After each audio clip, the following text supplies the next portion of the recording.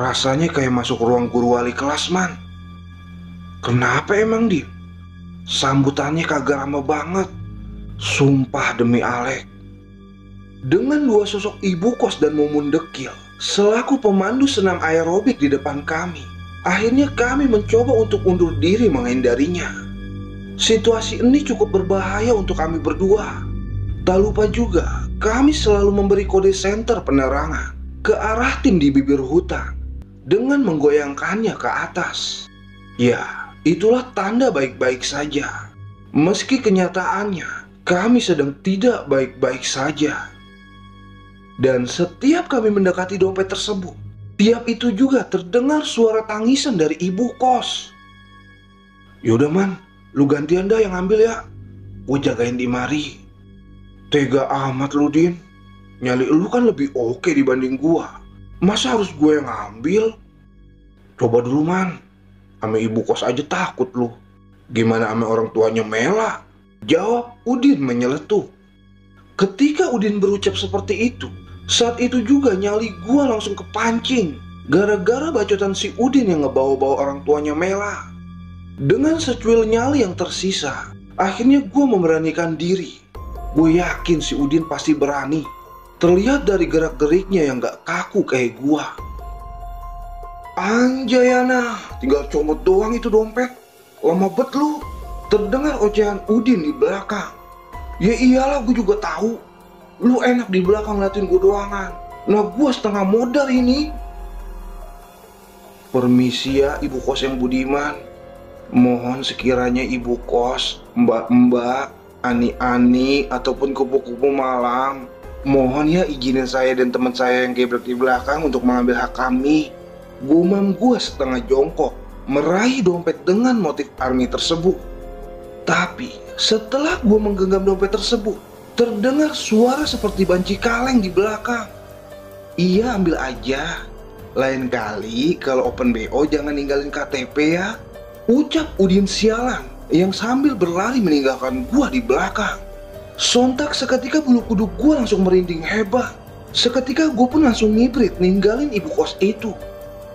Tapi hal aneh pun terjadi, di mana pandangan gua melihat Udin kembali berubah-ubah dengan menjadi sosok lelaki tua. Din, tungguin gua. Terlihat senter penerangan Udin yang ia arahkan dengan cepat ke atas. Terlihat pula tentara setengah badan mengejar Udin dari semua arah.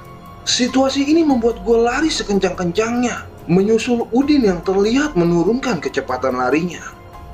Tapi, sebuah kepala perempuan berambut panjang berhasil menjatuhkan gue di tengah jalur Cikasur. Dua sosok wanita merangkak menyeringai, menghampiri gue yang tak berdaya kala itu. Tidak terlihat bola mata di wajahnya. Aroma bau got selokan tiba-tiba tercium menusuk indera penciuman gua. Dan kaki kiri gua berhasil diraih sosok wanita itu. Dia pun mulai menyeret kaki gua. Gue sadar ini bukan mimpi, tapi penglihatan gua terasa sangat terang menyilaukan mata. Dua sosok wanita mengerikan berhasil meraih kaki gua dengan kondisi gua yang terjatuh. Mereka seakan-akan ingin menyeret masuk gua kembali ke dalam Cikasur.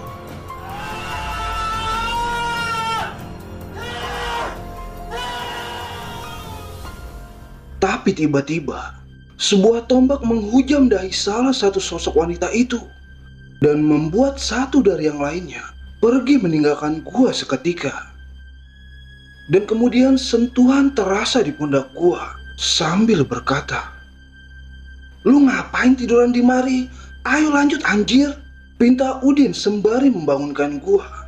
Seketika gua dan Udin pun melanjutkan perjalanan menuju tim di bibir hutan. Udin masih memberi kode bahwa kita baik-baik saja.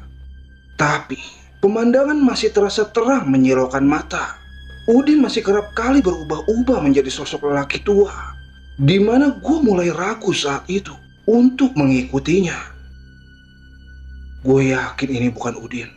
Ini pasti sosok jelmaan yang menyamar sebagai Udin, pikir gua dalam hati. Kok lu diem, man? Ayo lanjut. Betah banget lu di mari. Tapi Udin kerap berubah-ubah menjadi sosok laki tua. Di sisi lain dia mengajak gue untuk lanjut. Dan di sisi lainnya lagi, dia seperti mengancam gue dengan ucapannya. Ingat ya, lu gak bakalan bisa jadi gue. Dan sebaliknya, gue gak bakalan bisa jadi elu. Ucap Udin dengan sosok lelaki tua itu. Mata Udin pun mulai berubah-ubah. Matanya kadang terlihat panik, kadang juga terlihat tajam memandang gua. Gua pun seakan perang batin melawan apa yang udah menimpa gua. Gua pun marah saat itu terhadap Udin karena ucapan ancamannya itu. Sontak gua pun mulai menyerang Udin, tapi Udin lebih dulu menghujamkan tangannya ke wajah gua. Dan tiba-tiba semua pun terlihat samar. Hanya sesekali senter penerangan dari Udin yang digerakkan secara cepat ke atas. Ya, itu kode kalau kami sedang tidak baik-baik saja. Seketika kegelapan pun menyerang gua secara tiba-tiba. Badan terasa amat sakit. Mata pun tak mampu bangun dari tidurnya.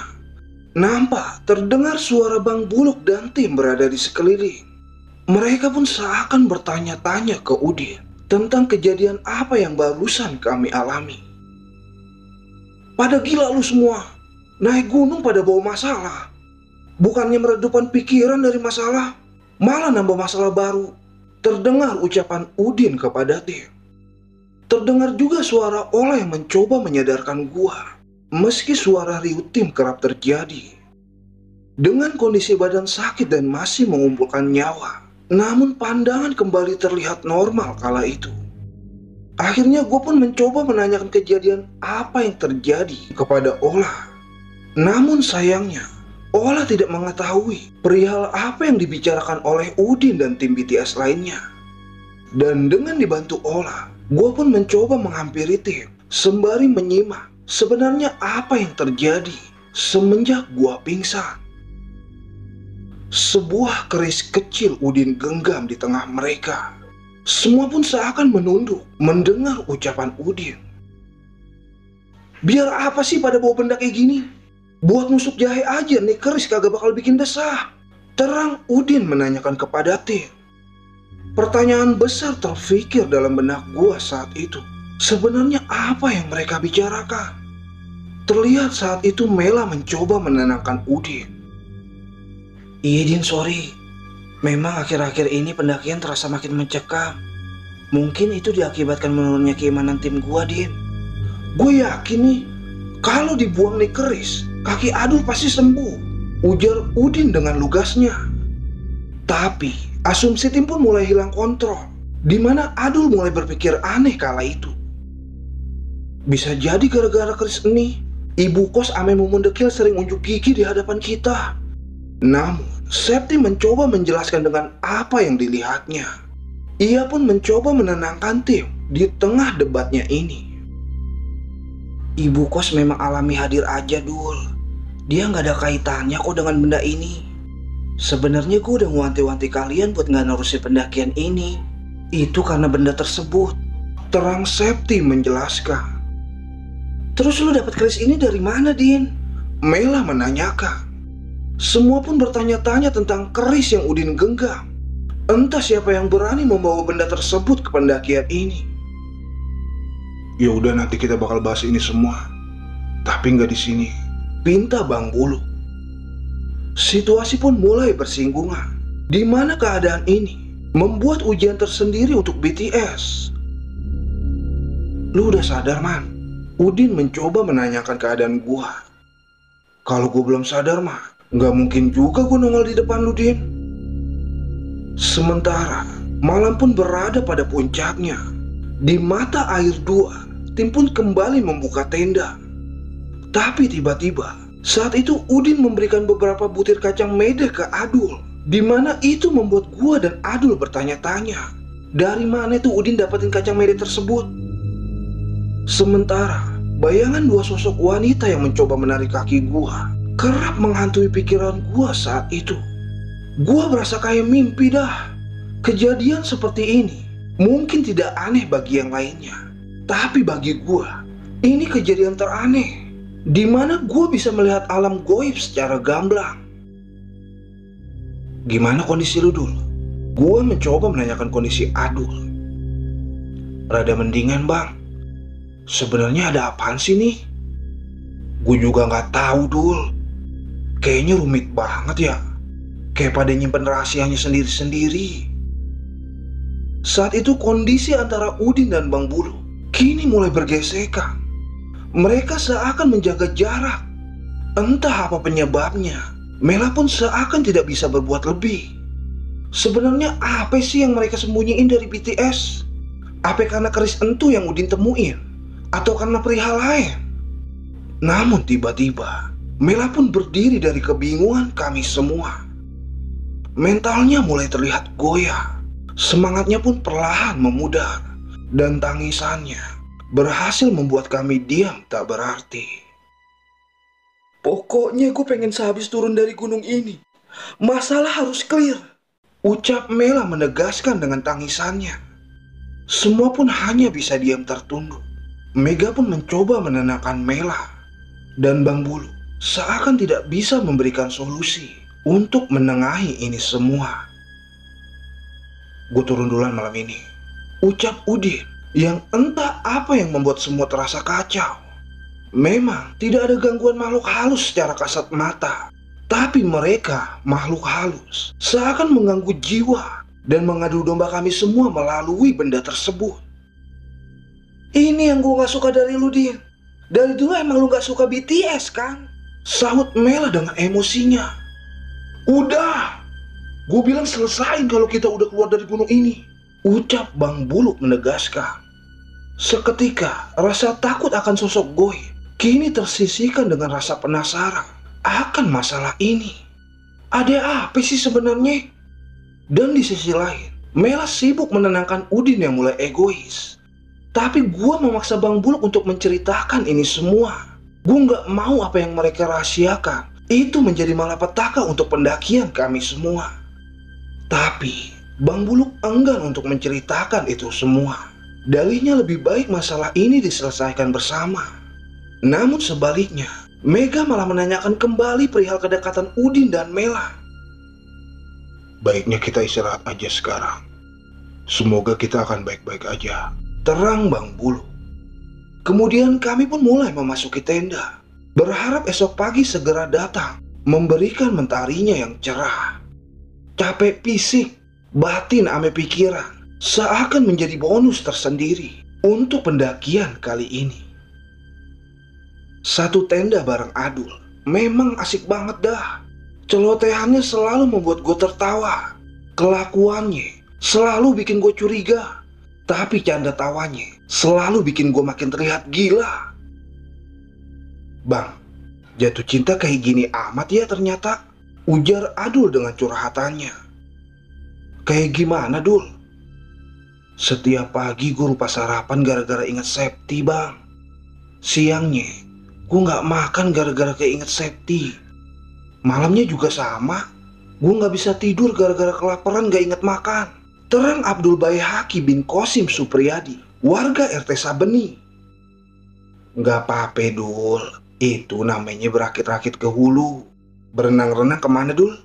Ya ke air lah, Bang. Masa iya gue berenang di aspal? Udah tidur. Kemudian gue dan Adul pun mencoba untuk memejamkan mata. Meskipun rasa penasaran akan adanya rahasia yang seakan disembunyikan, tapi yang namanya ngantuk, ya pasti gue tidur juga lah. Happy night room, Dul. Iya bang, happy birthday to you. Akhirnya kami pun terlelap dengan sendirinya. Pagi yang cerah, pagi yang indah, dan hati yang resah kini harus kembali membuka kenyataan bahwa mentari pagi tidak begitu terasa panas dari sorotan sinarnya. Mungkin keadaan mulai membaik kali ini. Udin terlihat dengan sedikit senyumannya. Begitupun juga dengan Mela yang sibuk membantu Mega membuat sarapan pagi ini. Waktu sarapan pun tiba. Mau serumit apapun masalahnya, kalau udah sarapan bersama, bisa dah membuat kami duduk bersama juga. Tak lupa Abdul Baihaqi pun membantu Mega dan Mela mempersiapkan menu sarapan kali ini. Dan setelah mengidangkan menu sarapan, tiba-tiba saat itu Septi merasa keanehan dengan apa yang dimakannya. Ini siapa yang bawa kacang mede? Kenapa emang, Sep? Itu tadi si Adul yang nyampur kacang mede ke dalam mie goreng. Gue itu alergi kacang-kacangan tahu. Si Adul ade-ade aja lagi dah. Kacang mede itu kan punyanya si Udin. Ngapain juga sih dimasukin ke menu sarapan? Lu dapat kacang mede dari mana, Dul? Mela menanyakan. Iya, gue lupa. Itu kan punya Udin ya. Din, sorry ya. Kacang mede lu udah gue campurin ke mie goreng. Gak apa-apa ya? Gak apa-apa, Dul. Lagian juga udah terlanjur lu masukin. Sahut Udin cuek. Mungkin kacang mede tersebut membuat pertanyaan besar bagi tim. Entah dari mana si Udin bisa membawa kacang mede itu. Kembali Mela menanyakan yang sama dengan apa yang gue pikirkan. Lu dapat dari mana, Din, kacang mede? Namun saat itu Udin terdiam dengan pertanyaan Mela. Dan dia lebih memilih untuk melanjutkan sarapannya. Gue gak mau ya, Din, karena kacang mede kita semua kenapa-napa. Apaan sih? Orang itu kacang gue dapat dari coklat batangan. Gue sengaja cuma ngambil coklatnya. Soalnya itu kacang mede buat pakan burung peliharaan gue. Gue juga alergi sama tuh kacang. Berarti itu kacang mede bekas lu emut gitu, Din? Ya iyalah, Man. Masa gue iris-iris dari coklatnya? Kayak gak ada kerjaan banget gue. Nafsu makan pun hilang dengan seketika. Emang bener dah warga RT Sapeni. Pada sengklek semua otaknya.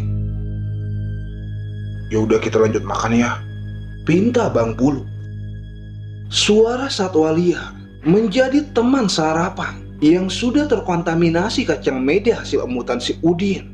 Namun tidak menurunkan semangat untuk melanjutkan sarapan ini. Cuma gue jijik sama kacang medenya. Sialan banget dah si Udin. Bang, bagi sosisnya banyakan dikit dong. Sebenarnya mau lu apa sih, Dul? Mau dikit apa banyak sih? Maksud gue entuh sosisnya dikit, nah nasinya banyakin, Bang. Jawab Adul dengan candaannya. Singkatnya, selepas sarapan kami akan kembali melanjutkan perjalanan turun. Tapi benda keris yang ditemukan Udin seakan menjadi agenda pembahasan yang harus dipecahkan. Emang cuma Mela dah yang satu server ame gue. Mela pun kembali mengulas pertanyaannya yang belum Udin jawab selepas malam. Jujur sama gue, lu nemuin keris itu di mana? Seharusnya gue yang nanya ke lu, Mel. Dari awal kan gue udah bilang, jangan diterusin nih BTS. Lu gak inget pendakian kita di Pulau Sari kayak gimana? Terang Udin dengan tegas. Sontak semua tim pun terbelalak setelah mendengar ucapan Udin barusan. Ola yang menyimak pembahasan itu seakan memberikan wajah serius kali ini. Lu gak inget, Mel, pendakian pertama kita ke Pulau Sari? Sampai kita disuruh pulang sama 7 juru kunci. Itu semua gara-gara ini keris. Terang kembali Udin menjelaskan, yang mana semakin membuat kami bingung. Oke, sekarang mendingan kalian jujur sama kita. Sebenarnya ada kaitan apa keris ini dan Udin di masa lalu? Tanya Mega dengan penasaran. Dengan secara gamblang, Mela pun mencoba menjelaskan secara perlahan. Oke, sebelumnya gue mau minta maaf sama kalian. Memang BTS dibentuk sama kita bertiga. Gua, Bang Buluk, dan Udin. Ya, Udin mendapatkan kecewa di pendakian pertamanya, di mana dulu di Pulau Sari, kami bertiga sempat dipukul mundur oleh salah satu juru kunci gunung itu. Terang Mela saat itu. Sontak semua pun merasa terkejut dengan apa yang diungkapkan Mela. Lalu selama ini mereka seakan sandiwara dan seolah tidak pernah menganggap adanya Udin dan pendakian tersebut. Kenapa lu gak jujur, Mel, sama kita? Mana ada orang jujur dengan aib timnya sendiri? BTS itu banyak aib, sahut Udin rada emosi. Dan hal yang tak terduga pun terjadi, di mana Bang Buluk membuka suara kala itu. Itu keris milik gua. Tapi gua gak ada maksud lebih kau membawa keris itu. Itu hanya sekedar perisai buat gue dan BTS dari hal goib. Dan kami sudah sepakat tidak mengungkap cerita satu sama lain. Tapi dengan adanya kejadian ini, kita bisa menjadikan pelajaran. Apapun bentuknya jimat, jangan sampai ikut campur dalam pendakian. Dan seketika semuanya pun hening dengan penuturan ketiga orang yang gak bisa gue duga sebelumnya. Ternyata mereka mempunyai cerita masa lalu yang sama. Dan dengan teganya, mereka tidak jujur kepada kami. Seakan semua terlihat tidak pernah terjadi. Dan gara-gara itu keris, gua diserang gatal sampai bernanah di sekujur badan gua sehabis pulang dari Pulau Sari. Dan itu yang membuat gua kapok buat mengikuti pendakian lagi, sahut Udin menegaskan. Udin pun seakan terang-terangan membongkar aib BTS di masa lalu. Mela dan Bang Bulu kala itu tak mampu menepis semua yang diucapkan Udin. Mungkin gak bakal serumit ini kalau dari awal mereka cerita. Manusia memang tidak luput dari kesalahannya. Seharusnya mereka saling percaya dan mensupport satu sama lainnya. Maaf nih ya sebelumnya, gue gak peduli BTS mau kayak gimana di masa lalunya. Bagi gue, BTS tetap BTS, keluarga dengan banyak cerita pendakian. Emang lu pada gak malu, Din, Bang Bulu? Kalian harusnya lebih dewasa menyikapi masalah. Kalau emang kalian peduli antar sesama, gue pengen yang tadinya baik-baik berakhir pula dengan baik-baik. Terang gue saat itu. Mereka pun seakan saling introspeksi diri. Gue percaya dengan orang-orang inti tersebut, pasti mereka bisa bersikap lebih dewasa. Gue emang paling bocah di antara kalian semua. Gue juga baru tahu kalau Udin selama ini bohongin gue. Tega banget lu, Din. Masa ngasih kacang mede bekas lu emut? Udah kagak cerita lagi itu kacang mede dapat dari mana. Gak taunya itu bekas coklat batangan. Mana kagak nawarin gue lagi pas makan coklatnya. Untung kita kagak kena stroke ringan abis makan ludah lu, Din. Ujar Adul. Gue gak tahu dah tuh Adul sedih apa yang ngelawak. Tapi emang bener dah apa yang diucap Adul. Gue gak bisa bayangin tuh si Udin ngelepeh itu kacang mede. Astagfirullah. Udin bilang itu buat pakan burung lagi. Lah ternyata manusia juga doyan. Dan kemudian keadaan pun kembali kondusif. Harapan perut kenyang dengan hati yang riang harus sirna lantaran adanya problem masa lalu. Udin pun menuturkan kalau keris tersebut dia temukan tidak jauh dengan keberadaan dompet yoga yang tertinggal. Udin dan Bang Buluk adalah dua orang dengan latar yang sama. Mereka sama-sama mengerti hal goib. Hanya saja Bang Buluk lebih mendalami perihal dunia goib tersebut. Bang Buluk bisa dibilang mendalami hal goib sampai kepada benda pusakanya. Dan Udin justru sebaliknya. Dia tidak menyukai bentuk apapun benda pusaka yang dianggap goib. Tapi yang bikin gue salut sama mereka entu, bisa-bisanya dengan durasi selama ini gue merasa dibodohi dengan sandiwaranya. Emang sih si Udin pernah bilang gini ke gue dan Adul. Jika tidak bisa menarik perhatian dengan kepintaran, setidaknya kalian bisa membingungkan dengan kebodohan. Dan gue tahu sekarang maksudnya apa. Semakin gue bodoh, maka gue semakin terlihat bingung.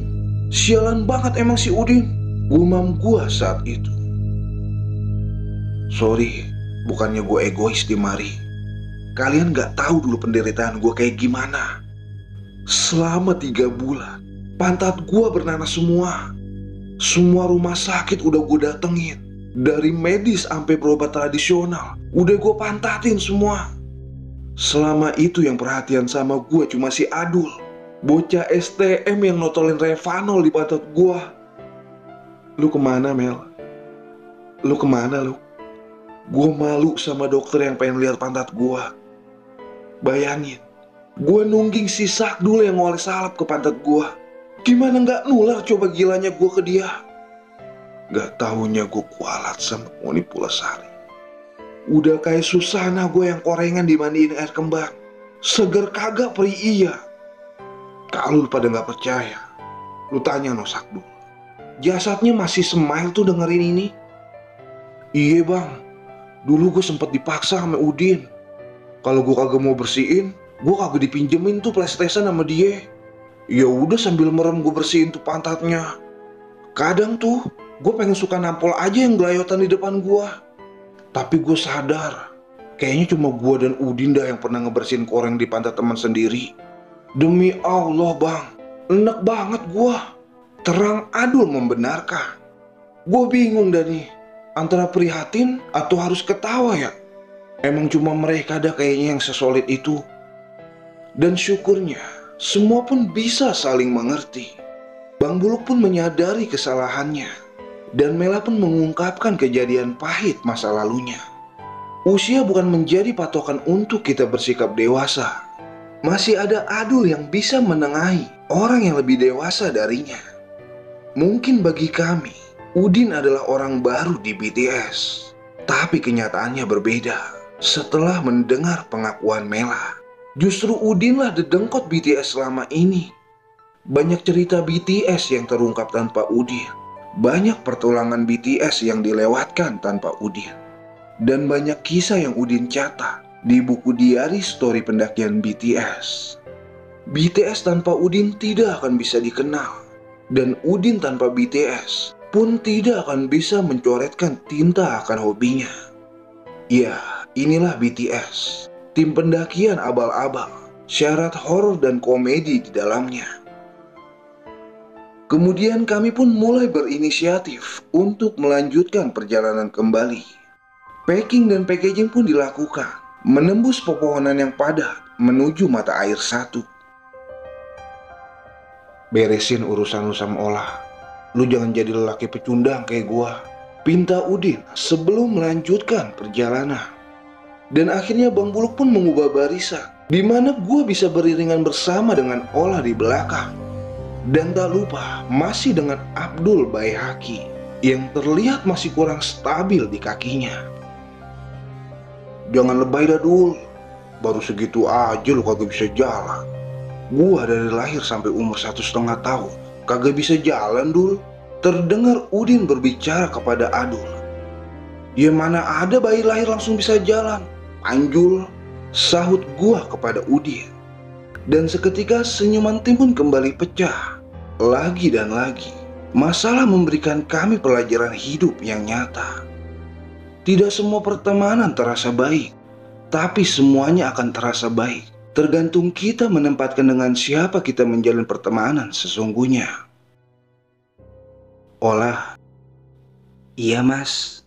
Deg-degan gue mau ngomong apa. Tapi Udin ada benernya juga sih. Ini masalah kudu kelar sebelum sampai base camp. Olah, sebenarnya aku suka kamu. Tapi apa mas? Tapi aku mah apa tuh? Cuma komodo. Komodo? Iya, teman baikmu. Dan terlihat senyuman Olah pun lepas. Entah marah atau tidaknya. Yang penting gue udah bukti indah ke semuanya. Iya gak apa-apa mas. Bisa jadi juga ini pendakian Olah bareng mas. Soalnya tahun depan insya Allah Olah akan melakukan resepsi pernikahan mas. Terang Olah. Buset, aja gile. Dan seketika semua wajah tim pun tertuju kepada Olah. Sambil melangkah, kami pun melanjutkan perjalanan. Semakin tak terasa pula, semua langkah kami dengan penyelesaian obrolan permasalahan. Udah saling sayang, ternyata gue cuma temenan doangan. Ditinggal nikah lagi. Serius Olah? Maaf ya mas. Sebenarnya Olah dari dulu udah dijodohin sama seseorang. Tapi Olah juga sayang kok. Bukan karena paksaan. Dan semenjak kenal Mas Arman, Olah jadi mengerti rasa sayang yang sebenarnya. Ya, Kak Mela, dialah definisi sayang yang sesungguhnya untuk Mas Arman. Terang Olah menyatakan. Nampak juga terdengar suara orang menahan ngakaknya. Ya siapa lagi kalau bukan Adul ame Udin? Berarti aku berdosa dong selama ini. Karena aku udah deketin cewek yang udah dijodohin. Ya nggak dosa lah man. Justru yang dosa entu, lu pacaran ame Ola, tapi lu nikahnya sama suaminya. Emang pada seneng banget dah mereka kalau temennya susah. Mana gue udah baper lagi sama Ola, tapi malah dijodohin sama laki lain. Ya, namanya juga hidup. Dan setibanya kami di pos mata air 1, tim pun hanya istirahat sejenak karena kami harus melihat kondisi Adul yang masih terasa sakit pada pergelangan kakinya. Setelah mengecek kondisi Adul, akhirnya tim pun kembali memutuskan untuk melanjutkan perjalanan. Tapi di sini Mega malah membuka obrolan dengan penasarannya. Sebenarnya masih ada yang ganjel di hati gua. Makanya lu kalau makan sosis dikunyah, jangan langsung lu caplok. Nyangkut kan tuh di hati. Gue serius man. Semalam kan lu bilang kalau Udin pernah deket sama Mela.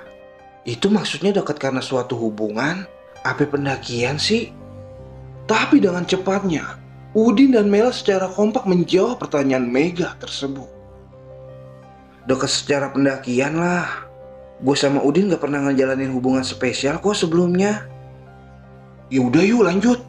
Gue kira mah pertanyaan hadiah umroh kali. Sahut Udin mengajak kembali perjalanan. Ya, mungkin jawaban ini yang paling sulit dimengerti. Nggak tahu dah kenapa gue bisa keceplosan masalah entu. Biarkan semuanya menjadi misteri untuk Mega dan yang lainnya. Dan tak terasa, kami pun tiba di pos awal Baderan. Dengan sisa tenaga yang terkuras, serta mental yang lumayan down, akhirnya kami semua terkapar dalam lamunan di area pos Baderan. Argopuro kali ini menjadi saksi bisu untuk pendakian BTS. Banyak misteri yang tidak bisa dipecahkan, dan banyak aib yang masih kami simpan secara kepribadian. BTS akan selalu ada untuk cerita masa depan anak cucu kami. Dan gue gak nyangka dedengkot BTS ternyata orang yang ngajarin gue dan Adul menjadi geblek. Pantes aja gue geblek. Lah taunya nenek moyangnya the king of geblek. Dan selang beberapa lama, Ola pun pamit undur diri. Dengan dijemput Avanza Silver, kali ini ia pamit untuk kami. Tak lupa ia juga memperkenalkan calon suaminya yang mengemudi mobil tersebut. Kalau aku nikah, BTS akan menjadi tamu paling istimewa buat aku. Jangan sungkan untuk datang dengan doa restunya ya, ucap Ola dengan senyum ayunya. Memang ini pendakian terakhir gua dengan Ola. Tapi gue yakin masih banyak gunung yang gak aktif buat gue jelajahi. Emang gunung aktif kayak gimana bang? Ini orang ganggu baik. Udah mau ending masih baik nanya yang aneh-aneh. Gunung aktif entu kalau dipegang nampar dul. Ya, inilah kisah kami. Dan biarkan misteri itu tetap ada dalam BTS. Kami hanya manusia dengan 1000 kesalahannya. Buruknya itu kami, dan baiknya hanya milik Allah Subhanahu wa Ta'ala.